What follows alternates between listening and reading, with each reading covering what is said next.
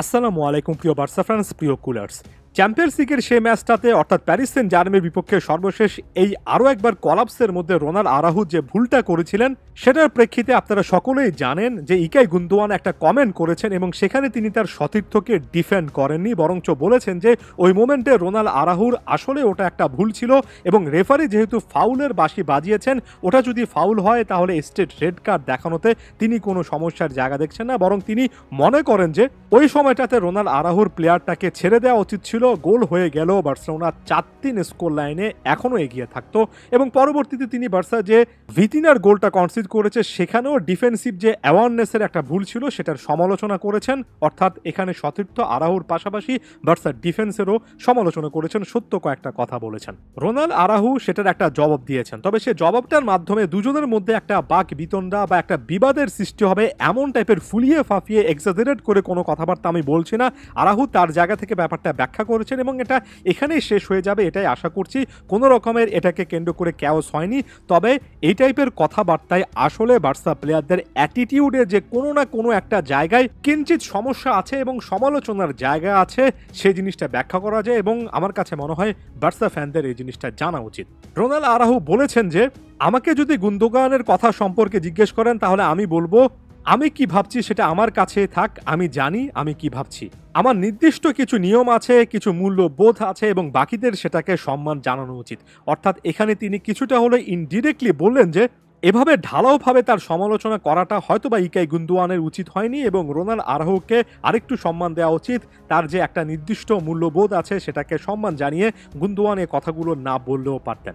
মাঝখানে অবশ্য আরও একটা ঘটনা ঘটেছে, এটা একটু মাত্রাতিরিক্ত ব্যাপার আকারে ছড়িয়ে পড়ছিল দেখে সোশ্যাল মিডিয়াতে ইকাই গুন্দোয়ানের ওয়াইফ সারা গুন্দোয়ান একটা কমেন্ট করেছেন, একটা পোস্ট করেছেন, যেখানে তিনি বলেছেন যে এ লোকটা আসলে চেষ্টা করে যাচ্ছে, কঠোর পরিশ্রম করে যাচ্ছে।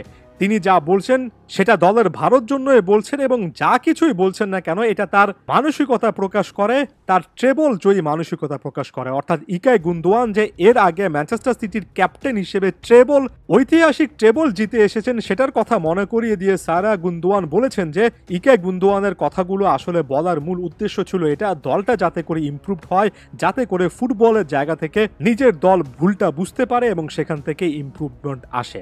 আমি আরও একবার বলছি, এখানে দুটো প্লেয়ারের মধ্যে অনেক বড় রকমের ক্ল্যাশের কথা আমি বলবো না, তবে আমাকে যদি জিজ্ঞেস করেন আমি স্পষ্টত বলবো এখানে ইকাই গুন্দোয়ান যে মানসিকতা দেখিয়েছেন সে মানসিকতায় আসলে একটা চ্যাম্পিয়ন্স লিগ জয়ী প্লেয়ারের মানসিকতা হওয়া উচিত, সে মানসিকতাটাই আসলে ফলো করা উচিত।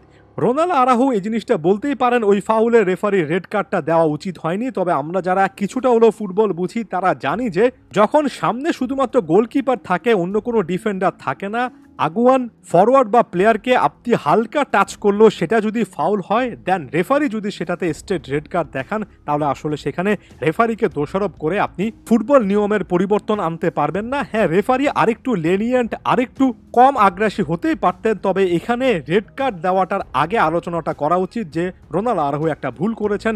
আমাদের আশা ছিল বা আশা থাকবে রোনাল্ড আরাহু সেই ভুল থেকে শিক্ষা নেবেন, কারণ খুবই দুর্দান্ত একজন ডিফেন্ডার, ভবিষ্যতে বার্সার নেতাদের একজন। ব্যাপারটা যদি 50-50 একটা সিচুয়েশন হয়, বার্সা প্লেয়ারদের এই জিনিসটা অন্তত বোঝা উচিত যে 50% ভুল তো আসলে তাদের ছিল। যেভাবে আরাহু আসলে ফাউলটা করেছেন অহেতুকভাবে, যেভাবে জোয়াও ক্যানসেলো ডিবক্সের মধ্যে ফাউল করেছেন, যেভাবে ভিতিনা গোলের ক্ষেত্রে বার্সেলোনার ডিফেন্স একেবারে শাটডাউন হয়ে গিয়েছিলেন, এখানে ইকাই গুন্দোয়ান কথাগুলো একেবারে স্পষ্টত আসলে দলের ভালোর জন্য বলেছেন। এগুলো অ্যাকনলেজ করা উচিত, এগুলো নিয়ে কাজ করা উচিত।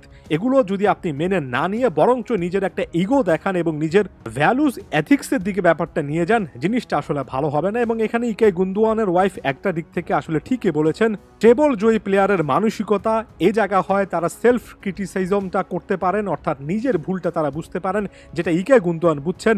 বার্সার পুরো সিস্টেমের এই জিনিসটা বোঝা উচিত, প্লেয়ারদেরও এই জিনিসটা বোঝা উচিত। বার্সা প্লেয়াররা বা পুরো বোর্ড সিস্টেম নিজেদের ভুল কম বুঝে বলেই কিন্তু আজকে চ্যাম্পিয়ন্স লিগে আরও একটা কলাপস আমরা দেখলাম।